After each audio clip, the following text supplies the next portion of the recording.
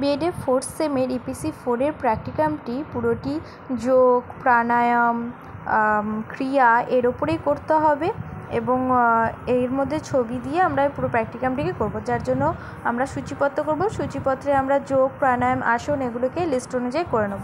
এরপর প্রথমে আমরা ভূমিকা লিখেছি, যোগ সম্পর্কে কিছু ভূমিকা। এরপর যোগের অর্থ ও সংজ্ঞাকে আমরা অল্প করে ব্যাখ্যা করেছি। এরপর যোগের প্রকারভেদ করেছি। প্রকারভেদগুলো আমরা লিখে নেওয়ার পরে একটু ব্যাখ্যা করে নিয়েছি, প্রতিটি প্রকারভেদকে অল্প করে ব্যাখ্যা করেছি। সবগুলোকে ব্যাখ্যা করার পরে আমরা আসনের অর্থ এবং সংজ্ঞাকে লিখেছি। এইভাবে প্রতিটি করতে হবে। আসনের গুরুত্ব এরপরে আমরা আসনের প্রকারভেদ করেছি। এখানে আসনকে আমরা 3টি ভাগে ভাগ করে নিয়েছি এবং তার সামান্য একটু ব্যাখ্যা করেছি।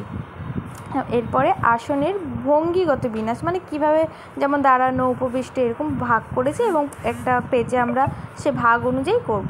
দাঁড়ানো অবস্থায় যেমন আমরা বৃক্ষাসন দেখছি এবং বৃক্ষাসনের নিচে ছবি দিয়ে এভাবে প্রণালী কীভাবে করতে হয় এবং তার উপকারিতা ও সাবধানতা সেটা লিখতে হবে। ত্রিকোণাসনের ক্ষেত্রেও তাই, কিভাবে করতে হয়, প্রণালী, উপকারিতা এবং সাবধানতা। অবশ্যই ছবি দিতে হবে। তোমরা চাইলে নিজেরা ব্যায়ামটি করে তার ছবিও দিতে পারো। পদ্মাসনের ক্ষেত্রেও আমরা পদ্মাসন কী এবং তার প্রণালী এবং উপকারিতা ও সাবধানতাকে লিখেছি। এরপর বজ্রাসনের ক্ষেত্রে আমরা প্রণালী, সাবধানতা যেমনভাবে হয় ঠিক সেমনভাবে লিখেছি। এবার চিত হয়ে শোয়া অবস্থায় আমরা কোনগুলোকে দেখতে পাই, সেগুলো যেমন হচ্ছে হলাসন, যে প্রণালী, হলাসনে প্রণালী, উপকারিতা, সাবধানতা দেওয়ার পরে এরপর হচ্ছে সর্বাঙ্গাসন, যেটা চিত হয়ে অবস্থার এই দ্বিতীয় আসন, তার প্রণালী, উপকারিতা, সাবধানতা ঠিক একইভাবে, মানে প্রথম থেকে যেগুলো করেছি ঠিক একইভাবে এগুলো প্রত্যেকটিকে করতে হবে। এরপর নিম্নভূমি করে সেখানে ধনুরাসন রয়েছে, তার একটা ছবি দিয়েছি। তোমরা নেটে এরকম ছবি পেয়ে যাবে, তোমরা চাইলে নিজেরাও দিতে পারো, নেটে অবশ্যই পাবে, সেটাকে প্রিন্ট আউট করে তোমরা কেটে এখানে লাগাতে পারো। তারপরে শলভাসন কী, উপকারিতা এবং সাবধানতা। এরপর আসছে প্রাণায়ামের অর্থ এবং সংজ্ঞা এবং প্রাণায়ামের প্রকারভেদ।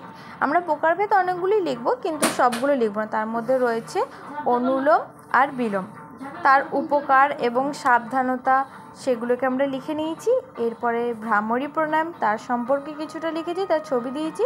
তার উপকারিতা এবং সাবধানতাকে লিখেছি, প্রত্যেকটিরই উপকারিতা এবং সাবধানতা লিখেছি।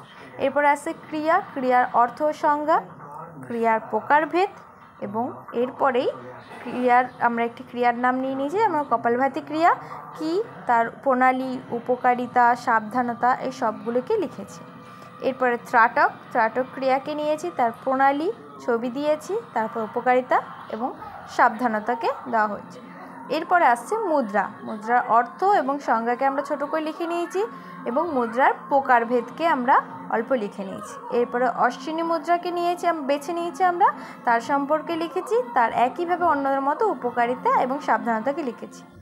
এরপর মহাবন্ধ মুদ্রা, সেটাকে বেছে নিয়েছি, মানে প্রত্যেকটার ক্ষেত্রে আমরা 2টো করে দিয়েছি। প্রাণায়ামের ক্ষেত্রে 2টো, ক্রিয়ার ক্ষেত্রে 2টো, আবার তোমার যোগের ক্ষেত্রে 2টো, আসনের ক্ষেত্রে 2টো, এইভাবে আমরা সবগুলোকে 2টো করে নিয়েছি। 2টো করে নিয়ে তার উপকারিতা, সাবধানতা লিখে শেষে উপসংহার লিখে আমরা প্র্যাকটিকামটিকে